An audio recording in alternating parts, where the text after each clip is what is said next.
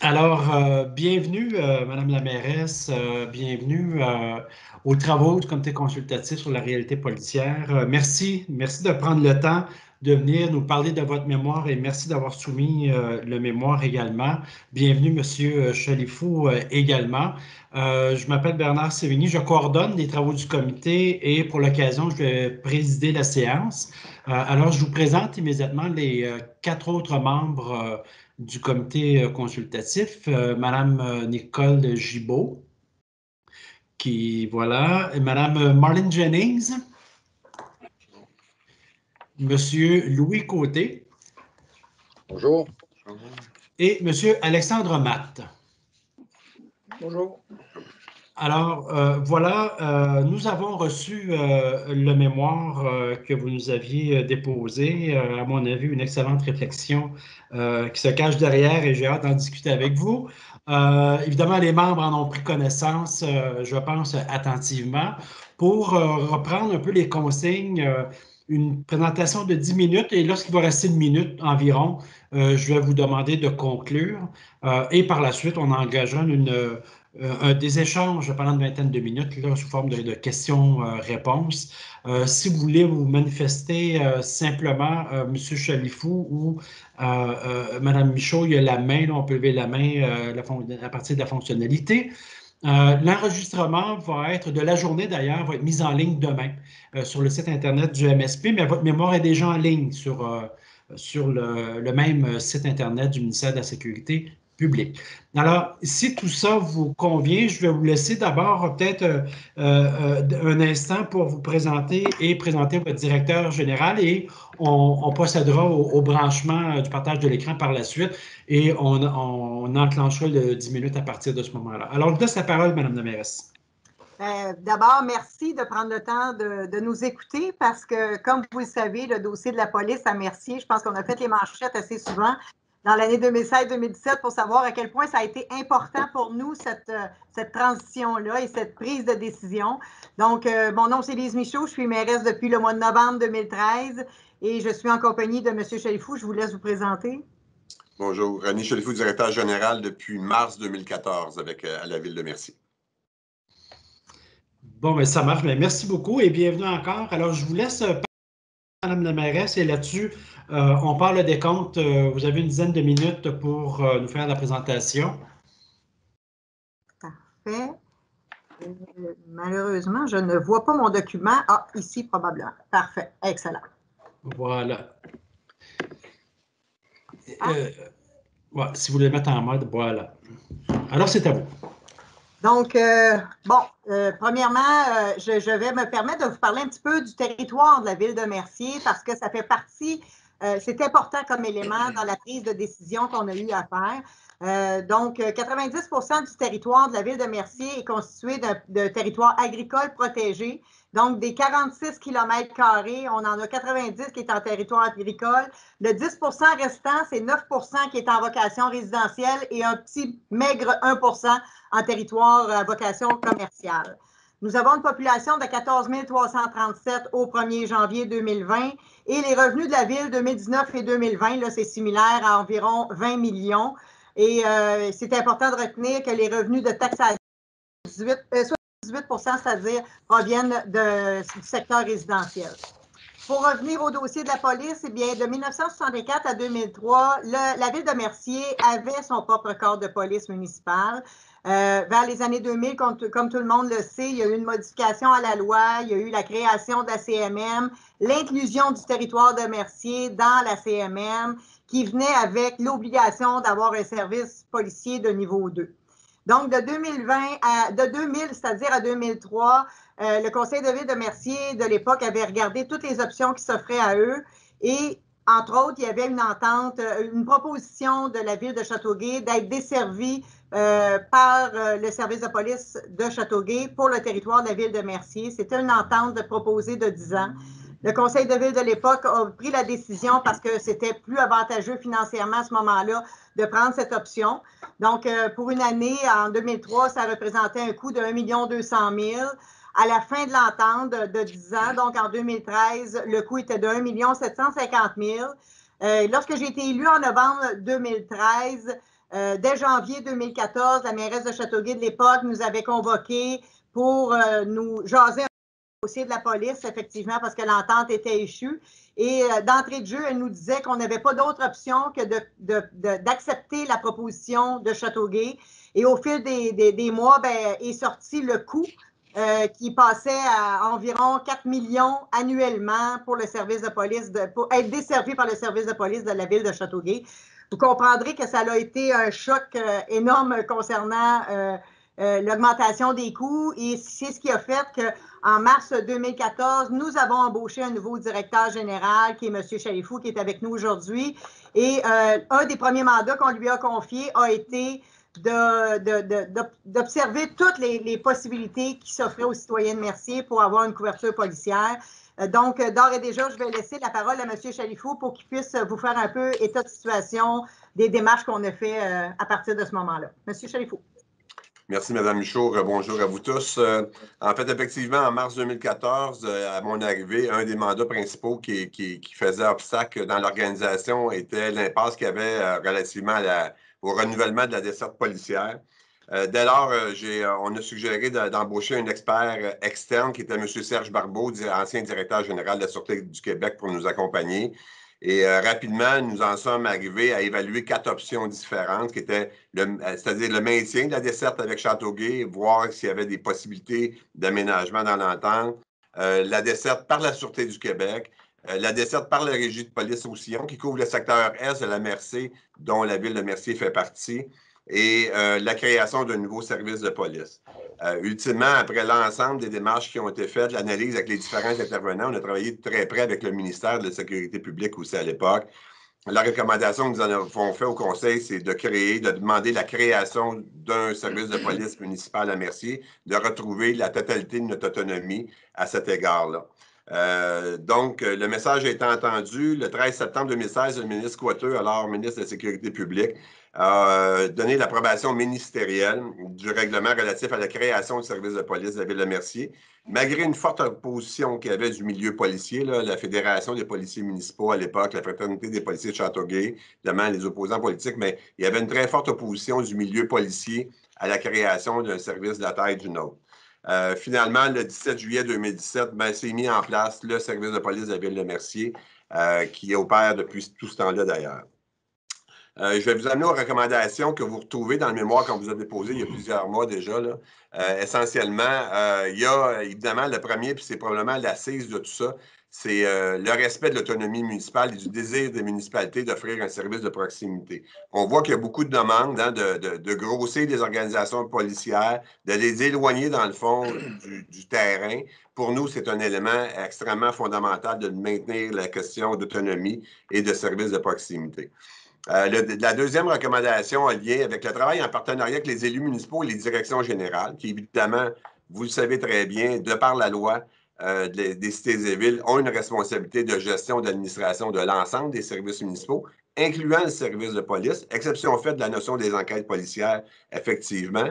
Mais on se retrouve avec plein d'exemples. Prenons l'exemple dans la création de notre service, par la suite de la création, en fait, il y a eu un processus d'analyse de l'ensemble de notre service sur le poste de police, les processus, la formation, le personnel, tout au complet. Mais tout ça, c'est fait en silo, ministère et direction du service de police, sans jamais laisser de place à la direction générale ou à l'administration municipale en général.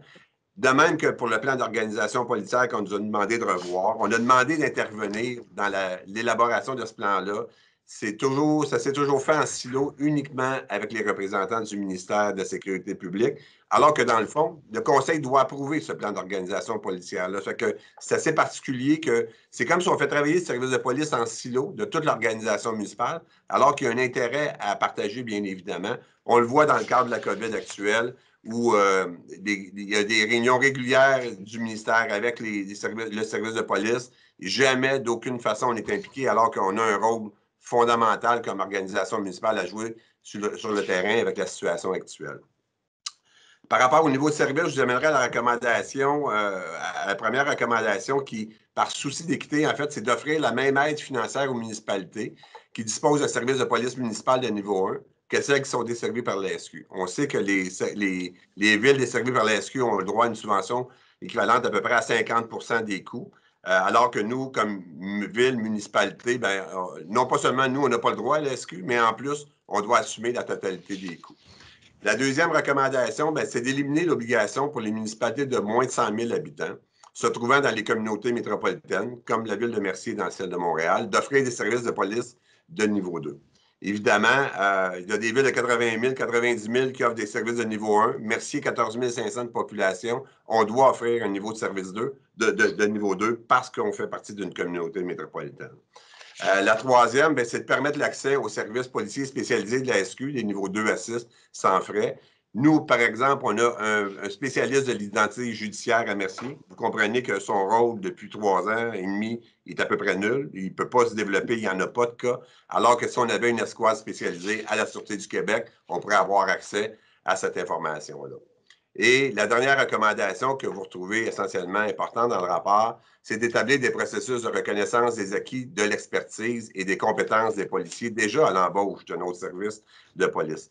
Prenons l'exemple à Mercier. Nos enquêteurs sont d'anciens enquêteurs de la Ville de Montréal qui ont pris leur retraite puis qui nous ont fait le privilège de venir travailler avec nous. Ils étaient qualifiés, ils étaient certifiés, ils pouvaient exercer. En arrivant chez nous, il leur a été demandé de refaire toute la formation d'enquêteurs pour être reconnus pour exercer à Mercier. Fait que ça fait pas mal le tour essentiellement des grands éléments. Fait que je redonne la parole à Mme Michaud. Merci, M. Chalifou. Donc, en conclusion, effectivement, rapidement, bon, l'autonomie municipale, on sait, c'est important. De respecter la réalité des besoins puis des territoires, c'est aussi extrêmement important. Et d'avoir un service de proximité, bien, ça nous permet d'établir un lien de confiance entre les policiers et les citoyens, ce qui est extrêmement important dans le contexte. Aussi, éviter de faire du mur à mur juste parce qu'on fait partie d'une communauté métropolitaine de Montréal qui vient nous imputer des coûts qui sont totalement injustifiés. Et puis, l'équité entre les municipalités pour avoir accès à un service policier municipal de service de proximité puis la Sûreté du Québec. Et je vais terminer en vous parlant un petit peu de notre service de police de Mercier. Depuis 3 ans que notre service de police est en fonction et comment de commentaires positifs nous avons de nos citoyens. Juste pour vous rappeler, le service de police a été mis en fonction en juillet 2017. On a été une élection en novembre 2017. On a été élus avec une extrême grande majorité, les 7 membres de mon équipe. Ça représente à quel point les citoyens sont satisfaits de la décision qui a été prise et de l'impact sur le terrain du service de proximité de nos policiers. De juillet à novembre, c'était court comme délai, mais les citoyens étaient très, très satisfaits et c'est le sujet dont on s'est fait parler le plus dans notre porte-à-porte. Et depuis 3 ans, ça ne s'est pas démenti. Je vous dirais, presque à tous les jours encore, j'ai des citoyens qui me témoignent de choses qu'ils ont vues ou qu'ils ont constatées ou de services qu'ils ont obtenus qui faisaient en sorte qu'ils étaient encore aussi satisfaits, sinon plus, qu'en 2017 du service de police. C'est pas rare de voir nos policiers dans les parcs, de les voir dans nos résidences personnes âgées, de les voir dans les activités qu'on a sur le territoire, malheureusement pas dans la dernière année, mais à la fête nationale, aux fêtes citoyennes et tout, ils sont très présents et les citoyens l'apprécient énormément. Alors voilà, ça termine notre présentation, puis on est ouvert à vos questions maintenant. Merci beaucoup, Madame la mairesse. Donc, on va se revoir tout le monde voilà. Alors, je vais commencer, je vais laisser la parole à M. Louis Côté. C'est à vous. Bien, bonjour. Écoutez, j'ai lu avec grand intérêt votre mémoire en passant. J'ai écouté aussi avec grand intérêt la présentation que vous avez faite. Moi, j'aurais 2 choses présentement. Votre budget pour votre corps de police présentement est de combien? Et de 3 300 000 environ. Corrigez-moi, M. Chalifou, là, mais c'est à peu près ça. Et je vous dirais qu'au départ, quand on a donné le mandat à M. Barbeau de nous faire une analyse sur 10 ans, sur la création de notre service de police, l'année 1, et le mandat qu'on lui a donné, c'est on ne veut pas avoir quelque chose de complaisant. Là. On veut avoir quelque chose qui est optimal en termes de coûts. On veut pas avoir de surprise après 1 an ou 2. Et je vous dirais qu'en 2014-2015, l'évaluation qui avait été faite était de 3 200 000. Et après 3 ans d'opération, on est rendu en 2020. Donc, de 2014 à aujourd'hui, on est à 3 300 000. Fait qu'on est extrêmement content. Et ceci dit, nous avons signé notre convention collective et ça l'inclut les salaires qui ont été négociés avec nos policiers. Donc, on en est très fiers. En fait, c'est 343 000 pour être exact. Bon, parfait. Il doit sûrement y avoir des sous à bout de ça en plus. Mais moi, je voulais savoir, c'est par curiosité, puis en même temps, il y a sûrement une raison derrière ça. Dans votre mémoire, vous mentionnez que l'impossibilité pour les policiers de Châteauguay d'intégrer votre corps de police. Ah, non, OK. Il y a deux choses. Il était impossible d'intégrer. Nous, on a regardé l'option avec la régie de police Roussillon. Okay. Et dans l'option d'intégrer Roussillon, il venait une condition qu'il ne fallait pas qu'il y ait de policiers de Châteauguay qui viennent imposés par la loi, là, intégrer le service de police de Roussillon, parce que les conventions collectives sont tellement différentes qu'ils ne voulaient pas créer de précédent dans leur service de police à eux. Donc, de facto, pour nous, c'était impossible de dire, cette option-là, ça s'est éliminé par elle-même parce qu'on ne pouvait pas garantir à ce moment-là qu'il n'y aurait pas de policiers de Châteauguay qui allaient nous accompagner. Ceci étant dit, quand on a créé notre service de police, oui, on était prêts à accueillir des policiers de Châteauguay, mais leur décision à eux a été de ne pas venir à Mercier. Et c'est leur décision à eux. OK. Merci. Madame Michaud, moi, en lisant votre mémoire, j'ai l'impression d'avoir lu un conte David contre Goliath. L'inspectorat particulièrement, bon, vous dites que vous avez fait les frais un peu de cette... ça a été difficile, cela dit. Vous parlez de transparence et M. Chalifou, vous l'avez évoqué, là, comment ça fait qu'on ne rencontre pas le DG et l'organisation municipale. Jusqu'où devrait aller la transparence de l'inspectorat? C'est-à-dire, je vous donne juste un exemple, est-ce qu'un rapport d'inspectorat, de Mercier ou d'ailleurs, devrait être rendu automatiquement public, que les gens sachent? Comment vous voyez ça, cette transparence-là? Jusqu'où on devrait la pousser? Ben, en fait, je vais vous le diviser en deux temps. Le premier temps, ce que je trouve particulier, puis je vais vivre avec parce que c'est notre réalité, là, mais souvent, on se fait dire par les fonctionnaires du ministère, vous êtes dans la loupe, puis on est beaucoup plus exigeant avec vous qu'on l'est avec d'autres services de police parce que vous êtes sur la loupe. Donc ça, on vit ça depuis le tout début, depuis le début qu'on a commencé à faire la création, aller jusqu'à aujourd'hui. On est encore, puis ils le disent ouvertement, même à notre directeur de police, là, vous allez être sur la loupe encore pour longtemps parce que les syndicats, parce que tout ce monde-là, ils se disent, ça n'aurait pas dû être autorisé, fait que vous n'allez pas leur faire de cadeaux. Mais dans les faits, ce qui arrive, c'est qu'ils sont plus sévères avec nous qu'ils ne le sont avec les autres services de police. Ceci étant dit, en termes de transparence, pour ouvrir à la population en général sur certains éléments, moi, je vous dirais que le sentiment de sécurité des citoyens est extrêmement important. Est-ce qu'ils vont avoir une plus-value de savoir qu'il y a une porte qui est là, qui devrait être à quel endroit? Ou, vous savez, l'inspectorat, là, ça va dans le minutieux détail. Et je ne suis pas certaine que le citoyen serait gagnant d'avoir cette information-là. Ceci dit, moi, je pense que, comme M. Chalifou l'a expliqué tantôt, je pense qu'on aurait tout avantage à impliquer la direction générale et la mairie dans ces choses-là parce qu'on a une vision globale de notre organisation.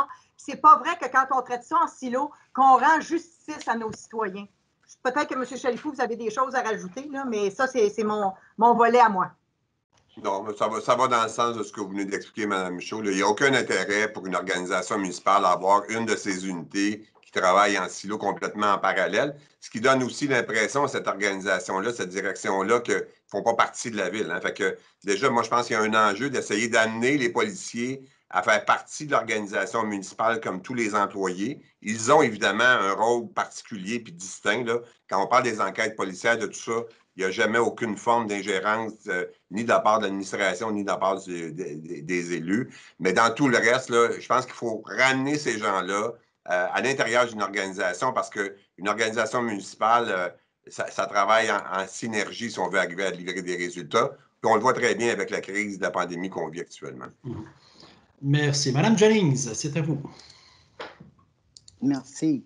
Vous avez dit que, à votre expérience avec l'inspectorat depuis la création de votre corps de police et que l'inspectorat est beaucoup plus sévère avec votre service de police qu'avec d'autres services de police comparables. Pouvez-vous nous donner un ou deux exemples concrets de comment cela se manifeste? M. Chalifou, voulez-vous répondre?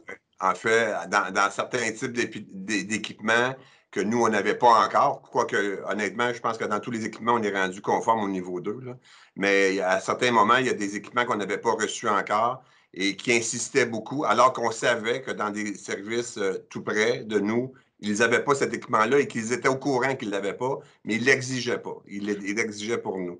Dans certains types de formations où ils ont été plus exigeants avec nous en termes de délai pour acquérir, que nos gens acquièrent cette formation-là, que dans d'autres où ils savent que ça fait longtemps que ce n'est pas acquis, puis qu'ils l'ont et qu'ils mettent moins de pression.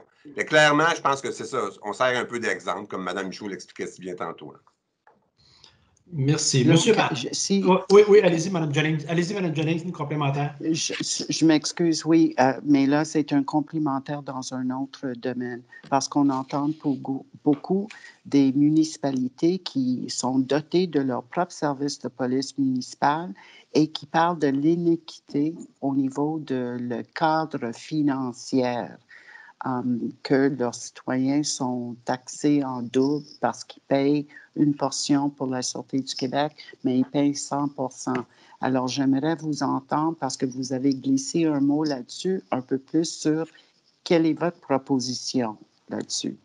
Bien, en fait, parce qu'on fait partie d'une communauté métropolitaine, de facto, on n'a pas accès aux services de la Sûreté du Québec. Même si plusieurs municipalités sont de la grosseur de Mercier ou beaucoup plus grosses que Mercier, eux, ils ont accès aux services de la Sûreté du Québec qui est subventionné à 50% à peu près, là, les coûts. Fait que donc, Mercier, parce qu'on fait partie de la communauté, on n'a pas accès à ça. Puis en plus, on vient nous imposer un niveau 2.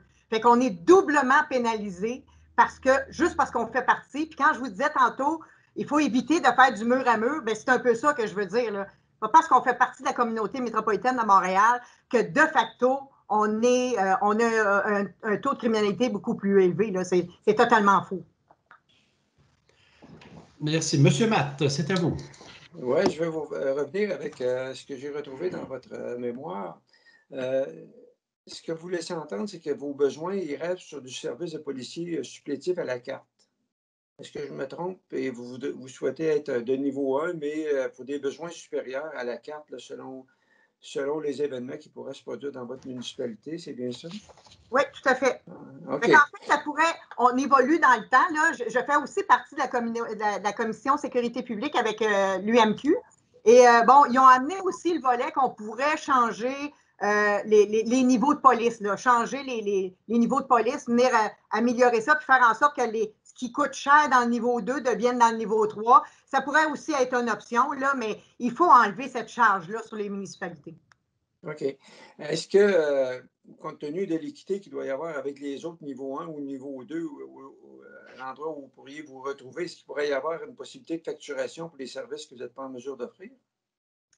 Bien, ça pourrait être le cas, oui, mais honnêtement, on a tellement un petit territoire avec tellement pas beaucoup de criminalité. Je ne vois pas pourquoi nous, on devrait le payer, puis la ville qui a 100 000 à côté, elle a accès à la Sûreté du Québec, elle ne les paye pas. Fait qu'il faudrait éviter de recréer, encore une fois, une iniquité pour les villes parce qu'on fait partie de la CMM. Là.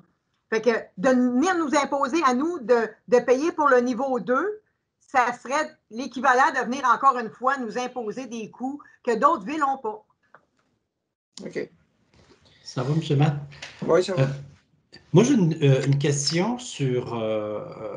oh, Mme Gibault, on voit que... Je ne sais pas si ça paraît à l'écran. OK. Quand vous dites que vous engagez des retraités de Montréal pour les enquêteurs, ils doivent aller à l'École nationale. C'est la première fois que je l'entends parler. Est-ce que c'est une pratique qui est courante, c'est-à-dire tous les corps de police qui embauchent un retraité enquêteur d'un autre corps doivent retourner faire la formation à l'École nationale?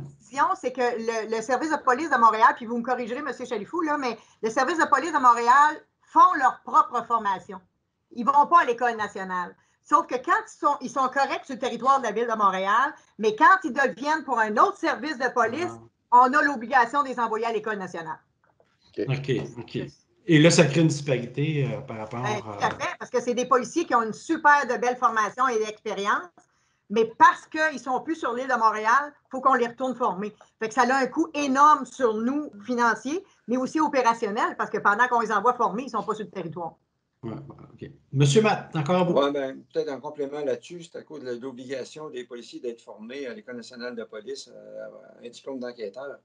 Et Montréal, probablement que c'est des anciens enquêteurs qui avaient des droits acquis qui n'ont pas eu cette formation-là. Pour ceux qui ne peuvent pas. Si vous auriez recruté des enquêteurs qui auraient eu la formation universitaire de premier cycle en enquête, vous n'auriez pas eu besoin de faire cette démarche-là. C'est ça. OK. Merci. Et on s'entend que les policiers qu'on a attirés chez nous, c'est des policiers qui font une deuxième carrière. Les enquêteurs comme ça, c'est des policiers qui font une deuxième carrière. Donc, ils sont jeunes, puis ils ont encore une super de belle expertise qui mettent à contribution. Nous, on a des jeunes, puis on a des moins jeunes. Donc, il y a une belle synergie qui se crée entre les deux pour un transfert de connaissances. Oui. Ça va, pas d'autres questions. Moi, j'aurais peut-être, il y a quelque chose, et je ne veux pas qu'on fasse le procès du MSP, là, mais vous dites que le ministère aura intérêt à améliorer son fonctionnement. Dans ses relations avec, bon, là, c'est un cas particulier, vous l'avez raconté. En quoi c'est les relations, c'est quoi le décalage qu'il y a? J'aimerais ça saisir quand on parle d'améliorer le fonctionnement. Je vous dirais, je le diviserai encore une fois en deux temps. Le support qu'on a eu du ministère tout le long qu'on a fait les analyses puis la création de notre service, là, ça a été A1.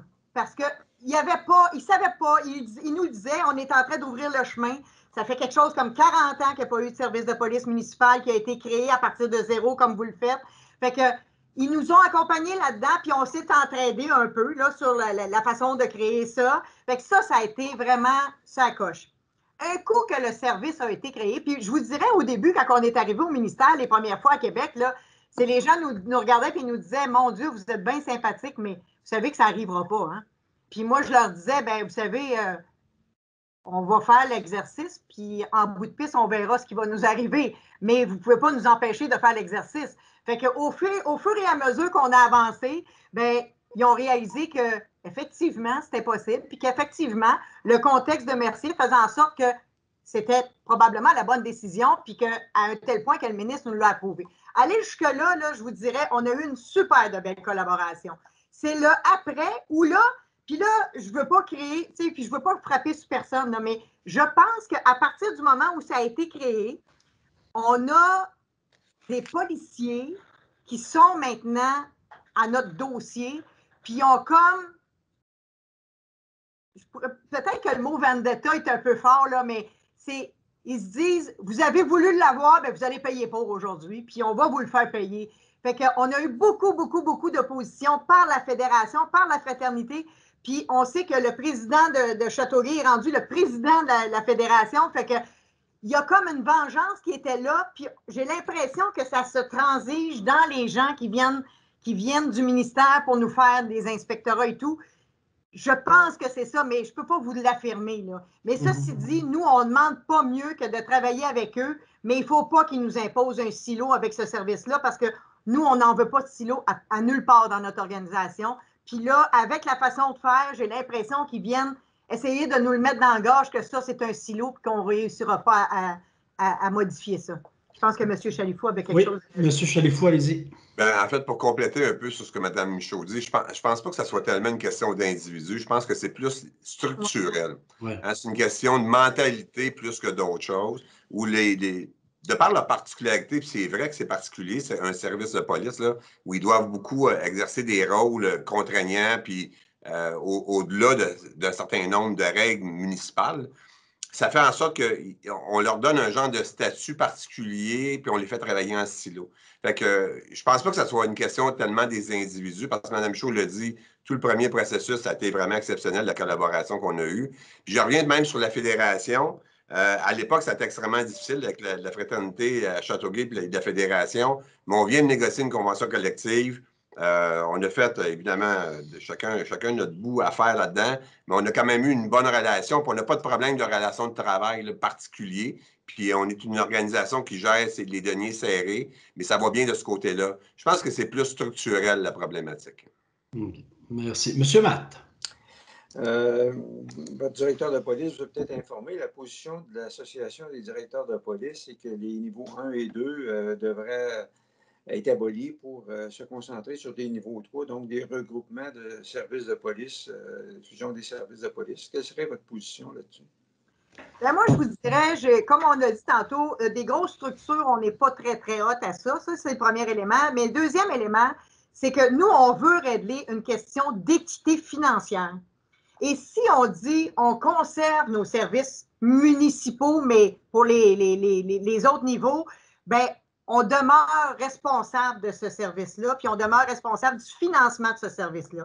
Ce qui va faire en sorte que pendant une année, pendant quelques années, il peut y avoir une volonté politique provinciale de dire on va vous aider à assumer ce volet-là, mais au fil du temps, un gouvernement pourrait décider de se retirer, puis on va revenir à la case départ où on va avoir encore des injustices financières parce que nous, on ne sera pas aidés, puis les autres vont l'être. Alors que ce service-là existe déjà à la Sûreté du Québec. Ils ont une belle expertise.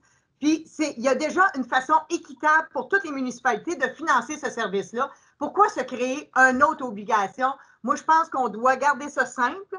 Ça existe. On ne réinvente pas la roue. Puis, c'est équitable pour tout le monde. Fait que pour moi, d'aller vraiment avec le service de la Sûreté du Québec, je pense que pour nous, ça serait la meilleure option.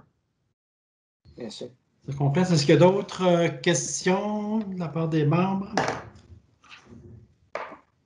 Oui, M. Côté. Je ne sais pas si vous m'entendez, mais quand je vous entends, c'est que ça veut tout simplement dire que si vous aviez eu le choix il y a 3-4 ans, c'est le choix que vous auriez fait. Parce que vous êtes dans le CMM, vous n'avez pas pu faire ce choix-là. Non, il faut faire attention. Nous, le service de proximité, avec notre service de police, on est sur la coche. On ne voudrait pas et on ne souhaiterait pas autre chose. On le sait, là, la ville juste d'à côté, Sainte-Martine, a accès à la Sûreté du Québec et plusieurs fois, la Sûreté du Québec fait appel à notre service de police pour qu'on intervienne sur le territoire de Sainte-Martine parce qu'eux, ils sont trop loin et qu'il y a des vies en danger. Fait que donc, un service de proximité niveau 1, là, touchez pas à ça. Nous, on veut garder notre service de police niveau 1. Ça, c'est sans contredit. On va payer pour, puis venez nous aider à la même hauteur que vous aidez les autres qui ont la Sûreté du Québec. That's it, on ne vous demande pas plus. Quand on tombe dans le niveau 2, là, on n'est plus au service de proximité. Là, on est des services d'experts. Et ça, bien, malheureusement, ils ne peuvent pas garder leur expertise, puis ils nous coûtent cher pour rien parce qu'on n'en a pas besoin vraiment. En tout cas, ça a le mérite d'être clair, Mme la mairesse. Est-ce qu'il y a d'autres questions? Ah, ça va. Ça va. Et j'ai retenu aussi dans votre mémoire que vous souhaitez que nos recommandations soient vues comme un vent de fraîcheur. Oui. Alors, on va travailler à ça. Pour 20 ans. Oui, pour une vingtaine d'années, effectivement. Alors, merci beaucoup, Mme Michaud. Merci, M. Chalifot. Très apprécié votre présentation et votre mémoire. Ça va nous permettre, en tout cas, nous, de nourrir notre réflexion qu'on a à faire sur la réalité policière. Alors, merci, c'est beaucoup apprécié. Bien, merci à vous aussi, à vous tous aussi. Puis, on apprécie l'ouverture d'esprit que vous avez avec nous. Donc, merci beaucoup. Bonne journée. Merci. Bonne journée. Plaisir. Bonjour.